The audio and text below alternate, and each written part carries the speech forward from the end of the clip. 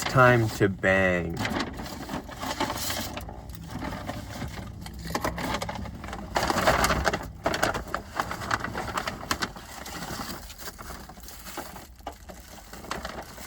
Two knives, one fork. Is that a sexual innuendo I hear?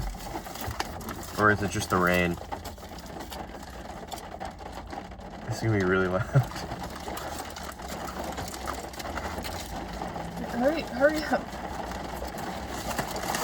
I feel I need to wait for you before I can start eating. And I really want to start eating. Oh my god, it's loopy dripping. That's usually, Alright, this is not the Sabrina Carpenter meal this time. I have lettuce burger, because it turns out I'm gluten-free.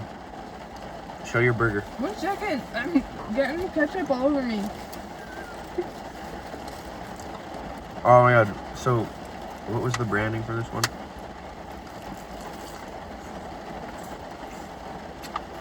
The Pitt.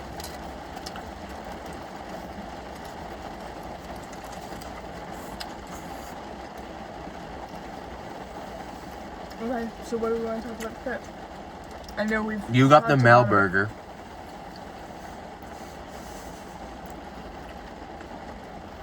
And Are you I got... saying something when you say that?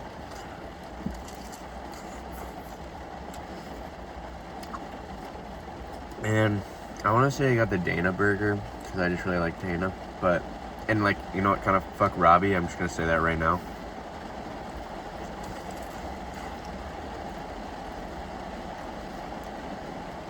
We didn't get Al Hashimi fries because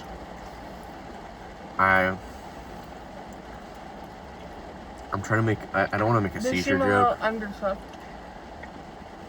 I don't get it. Like your character wasn't... Oh, true. Like, lacked a bit of depth.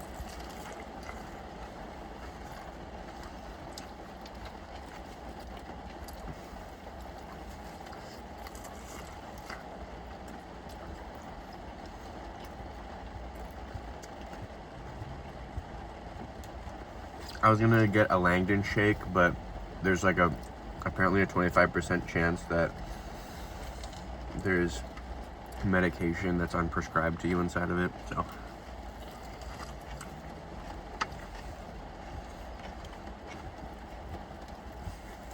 Any more jokes? I've just heard that shake pairs really well with the Mel burger. Mm. But in a way that sometimes makes you, like, a little bit scared that... Because that shake is married. Exactly.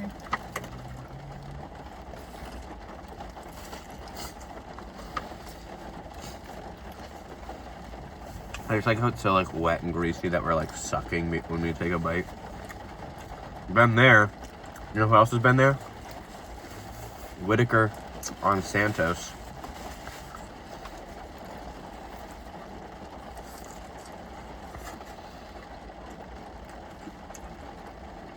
Think about it. Has Santos ever expressed any interest in a man? Mm-hmm. Santos. I mean... No. Whitaker. Not sexually, but in regards to wanting to keep their rooming relationship, yes. Well, yeah, but you saying sucking while you eat it out, and you saying Santos to Whitaker, it has implications. No, I say Whitaker to Santos. You think Whitaker likes Santos? Whitaker has a wife and child and a farm. So, it was a joke, but... Okay, this doesn't work for me. Dude, being gluten-free sucks, and you know, Dana from the Pitt is gluten-free, so I can relate a lot to her.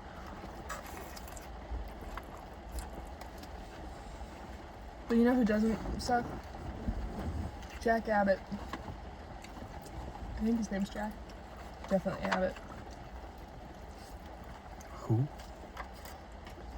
Beautiful man. Is he in the show? Who? Who are we talking about? Sexy hot night shift. Oh, Mateo? No. Oh, the old guy. Yeah. I agree. He's very... Love that you just went to Mateo with that. Well, he's also very attractive. I He know. looks so much better in season 2. Like, don't get me wrong. He's pretty, but he looks very young. In season 2, he looks like he's adulted and seen some things. And he doesn't look like he's on Ozempic, so it helps a lot. Not that he looked like he was on it. No. But just a lot of times in shows, when they have an evolution of a character that changes weight, it's either the brunt of a joke or it's Ozempic. The only time it's ever been done well is Rob Mack in Always Sunny. Because he gained weight for fun and then lost it all. But, like, Starlight, no offense. But she, I think, went on Ozempic or, I don't know, something. Oh, no, it was, I think she just got a lot of surgery. But it made her look like Ariana Grande now. Where it's like a Tim Burton character. Yeah. Which is not to say you can't do those things.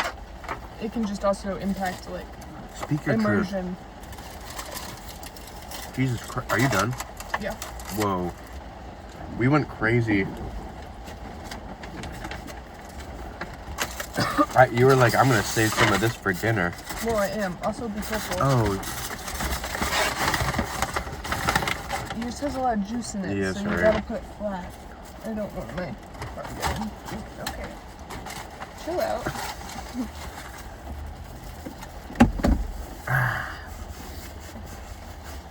woo. You know what? I don't feel like shit yet. It's pretty good for me. Dude, I still think it'll be so funny if, like, these things you dealt with your entire life in terms of your stomach are just, like, pretty much gone overnight. Yeah, Not actually. Not 'cause I know really. There's other stuff, but I ate gluten-free all yesterday. I mean, I have for what now, like maybe a week? yeah. And I still felt like shit last night. I don't know what it was. Well, we also had a really Yeah, we had a weird day. intense day. And when I missed lunch, and I'm only eating gluten-free, which means I can't eat like bread, which is carbs, Yeah. which is not being full anymore, I'm just dying because I'm just constantly snacking and trying to eat something, and it fucking sucks. Alright. I wish I had water. I wish it wasn't raining. Huh. But yeah, I wish you had water too. Thanks. Any last things to say about the pit?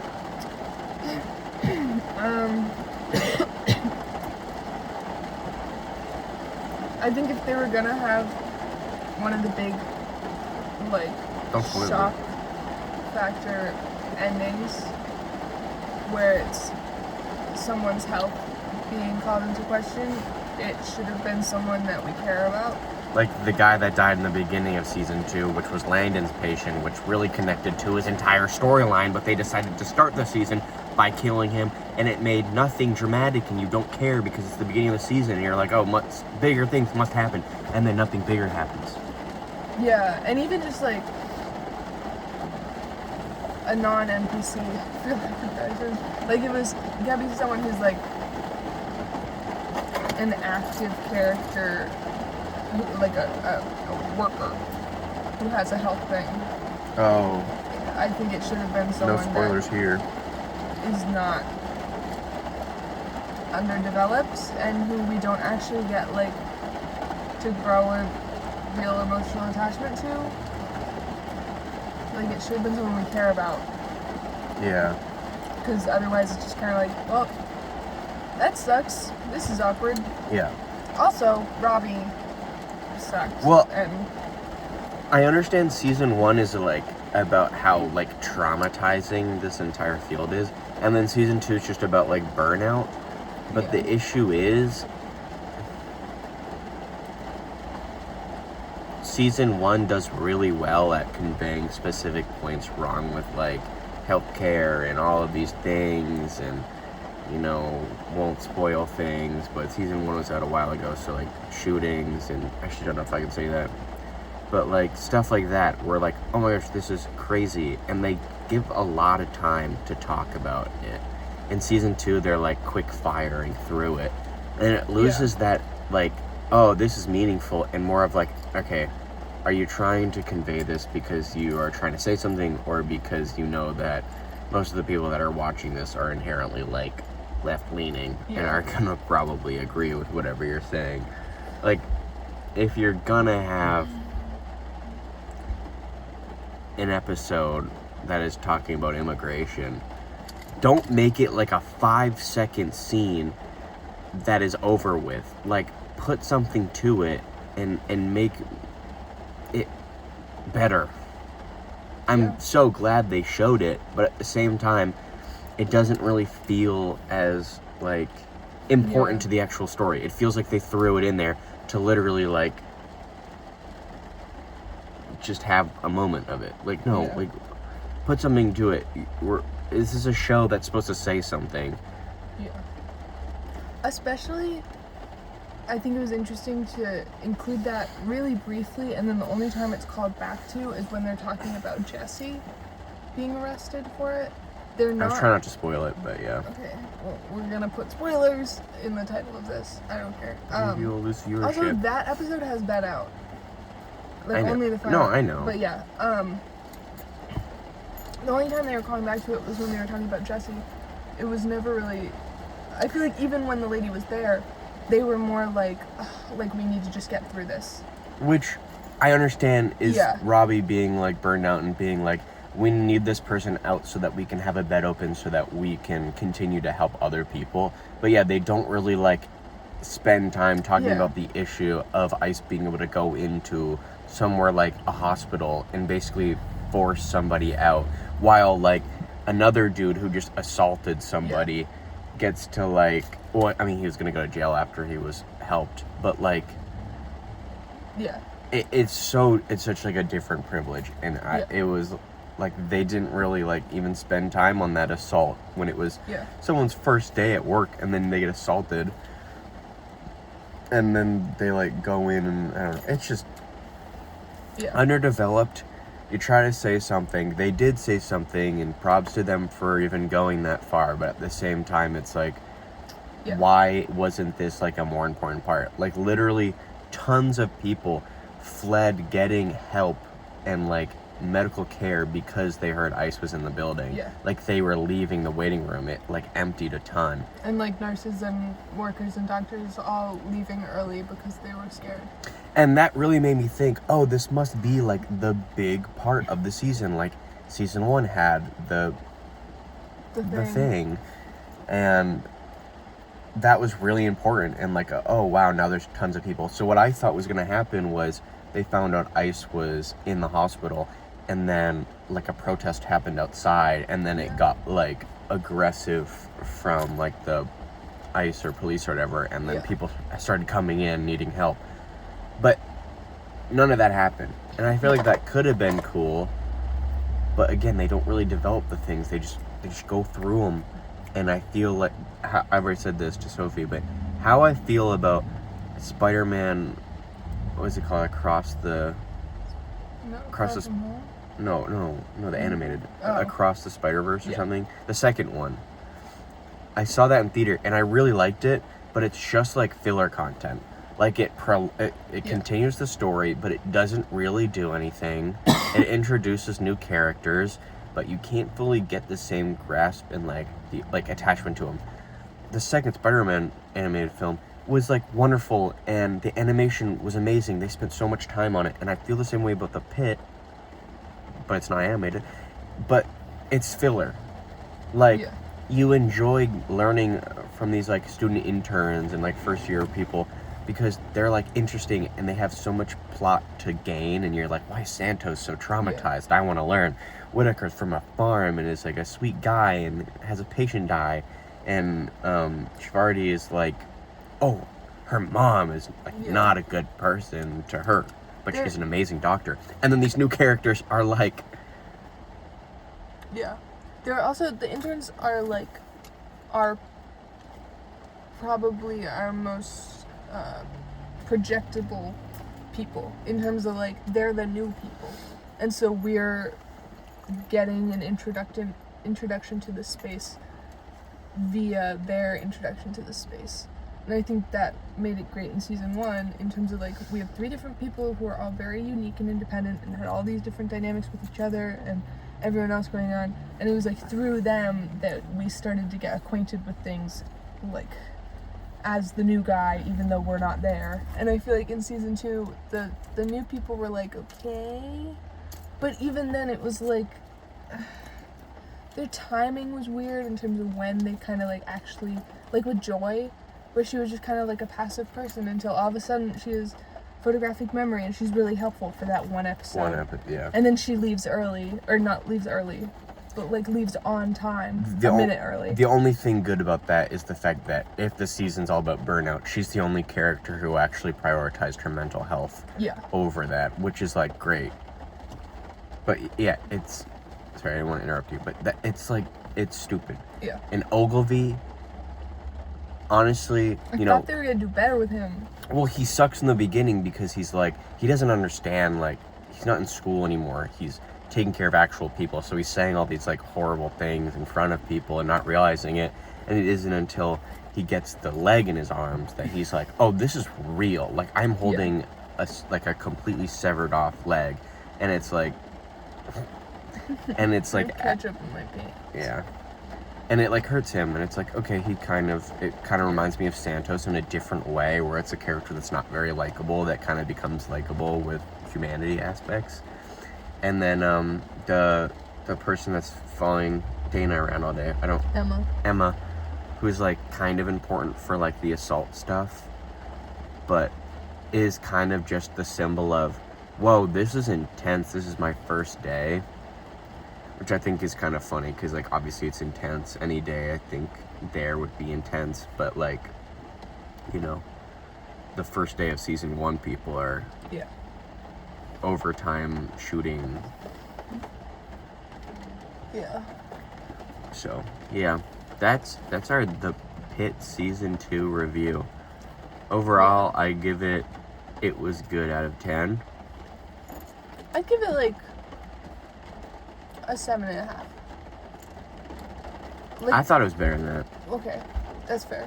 Yeah, because I do think, even though that like the last episode was kind of a bit of a letdown, we were very invested.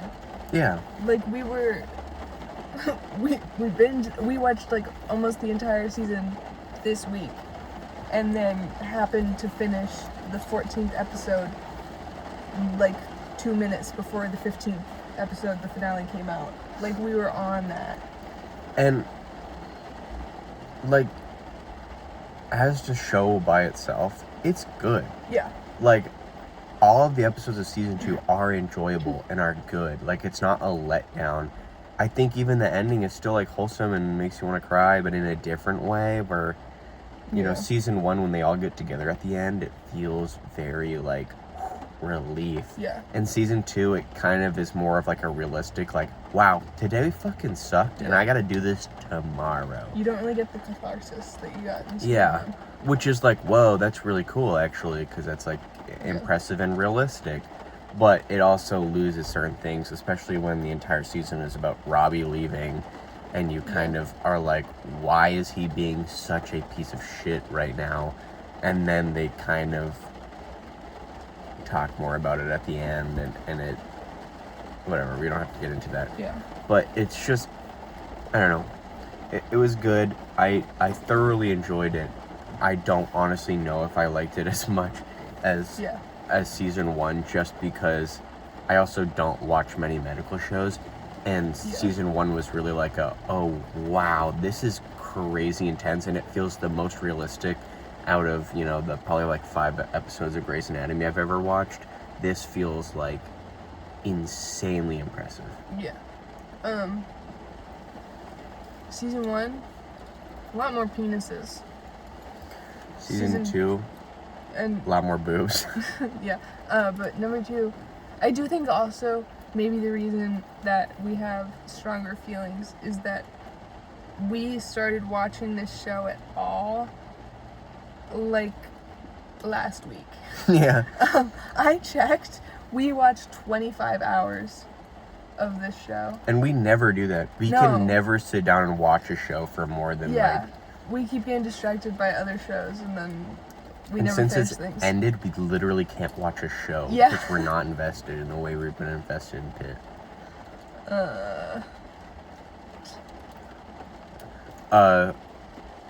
Most memorable characters / MVPs of the season, we have Santos, because I love Santos, and her redemption arc in season 1 is the best thing ever, and season 2 she's wonderful. Obviously Mel, even though she does not get any screen time realistically, Yeah. and rip her sister having sex before she did. I actually don't know if that's true, but she kind of gives off that energy. She gives off kind of like Arrow Ace vibes, potentially. Yeah. But, like, she did talk about, her sister Becca brought up, like, how she liked Langdon. Whether that was, Yeah. like, you know, fully, like, oh, I like him as a friend, or kind of more than that. Yeah. It's kind of hard to tell. It kind of seems like they have a little thing going on, even though he's married. But his wife did threaten divorce, so who knows where that's going to go in the future. Still, that's kind of weird, because why can't they just be friends? But MVP, Night Doctor guy. Abbott? Yeah, because he's wonderful. I think Dana, just because Dana's just beautiful, and her smile lights up my life. Though, let me just say, again, as someone who has only seen this show within the last, Yep. like, week and a half, What are you going to say? the amount of immersion Yeah. that we got to have into those characters and into those actors as, like, existing outside of the show. Like, none of those people exist outside of the show to me, or at least they didn't until we started constantly getting those goddamn ads that had the actors for Dana talking to, like, real EMTs, which is, like, great and all in terms of, like... There's a 2 or 3 minute ad, too. Yeah, it's great and all in terms of, like, recognizing, like, everything that actual emergency responders do and stuff. But, like, God, that broke that immersion so quickly, and I could not get it out of my head. She talked differently. Yeah. Her smile was different. It definitely broke Dana as a character a little bit, which sucked because, like, she is, like, the sweetest and most wonderful woman ever, and, like, every time she's on the screen, she makes me so happy. Okay. But number 1 MVP, and hopefully becomes a real doctor and takes Whitaker's place, Digby. Yeah, real shit. That's a hashtag reference to the last episode. Go watch it now, today. HBO Max, The Pitt, Season 2, Episode 15. I would watch the preceding episodes if you can before you watch Yeah, don't just watch the end. Yeah. Alright, now this has been 23 minutes, and we stopped eating at like 8 6 minutes. It was 6 minutes. Really? Yeah. Damn. This like always happens. We'll find a tangent to talk about. At this point, we can just release this as the Pitt Season 2 review. It's funny because we finished watching The Pitt on Thursday. Episode came out at 9. We were there at 9. Watched it till like whatever 10. Got into bed so exhausted. Stayed up until like at least midnight. It was 12:30 when we went to bed. Just talking. And you needed to get up early. Yeah. For Yeah. presentation or whatever. Yeah. Yeah. That's rough. I had my alarm set for like 6:40 and 7:05, I think. All right. After a week of like not enough sleep because we were staying up every night watching The Pitt and having days that were stressful. Yeah. And I've been dying for the past like month. That's why there's been like no mukbangs too, I feel like. Yeah. Because I have basically been nauseous every single day and like can't sleep well. I feel like shit 24/7. Finally, since I've stopped consuming. Why are you so far from? Finally, since I've stopped like consuming as much gluten. Yeah. I'm at 0 now. 0 intake. Roughly. Yeah. I mean, like, I'm assuming that I'm probably like even with that, what we just had 5 guys, I would not be surprised if there's some form of cross-contamination or something. But I didn't get a bun. I haven't been doing bread, which fucking sucks. But gluten-free pretzels are my savior. And just like stuff like that. And I felt so much better. It's amazing. So hopefully there will be more of these. Yeah. Also, I had walking pneumonia, and I still kind of have walking pneumonia. So that sucked. I didn't know until like 2 weeks in, and then I got medication, and then we thought I was having an allergic reaction to the medication, but it was just something completely different that maybe I was more predisposed to having happen because I was sick, and maybe because of the medication. We thought that you were having an allergic reaction, and I freaked the fuck out. Yeah, and I'm in therapy. Yeah, I'm in therapy because of that, because I genuinely, like, I was so scared that you were gonna die that I, like, was just, like, constantly on the verge of puking because of how anxious I was, and I was like, I need to go back into therapy because if anything were to happen, I need to actually be able to, like, function. Yeah. But I did, like, I took my anxiety meds, and I went to the store and got you Benadryl, but I was like, I hauled ass there. I was there and back, like, really quickly. Bilbo Baggins. Because I was like, I'm not risking this. I do not want you to die. And then you were fine, and it was great, even though I was very stressed for the next few days. And I spent the entire night, I have my, like, vibration alarms every hour, and I put my head on their chest to make sure their heart was going. Because I was fucking terrified. The things I do for love. Yeah.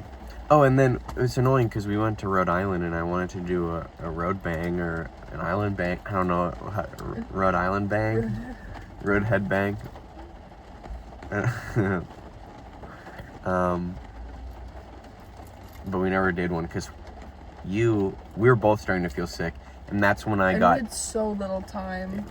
And that was when I originally got, like, really bad nausea, and I had GERD for the entire weekend, and I didn't know what was happening, and it really sucked, and I wanted to freaking bang so bad. Yeah. But we're here now on this rainy day. Who knows if anything can be salvaged with this, and how loud this rain is. Though our first bang was in the rain, so taking us back to our roots. Yeah. Throw back to the first bang. Real. But only this was. This is one of my paintbrushes, and then there was a sale, and I got this guy. Really doing it like the YouTubers do. Okay. Just make a funny face when I put it down, and this. Really, you can kind of see. Fine, don't do it. I didn't hear what you said. Well, I said you should make a funny face when do it again. Like, you can see. Here's all of them. They're really good for watercolor.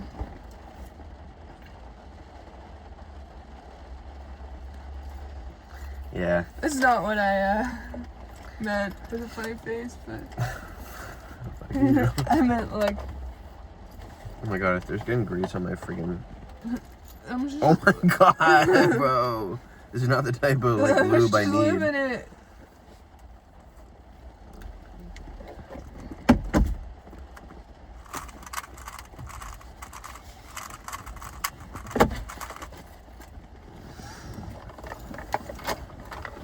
Alright. I got some watercolor paper. We both did. Well, I actually got mixed media paper. Some microns. And some more microns because that one didn't go very big. But this one's not technically a micron. Alright. That is nice. I thought you were gonna cover me up. Alright. Okay. Alright. Okay. Well, that has been a bang. Bag of soap. I'm gonna end this exactly at 30 minutes, so it's a 30-minute bang. This is my bag of soap I have in my car. I'm letting it air out so it'll dry. Bye.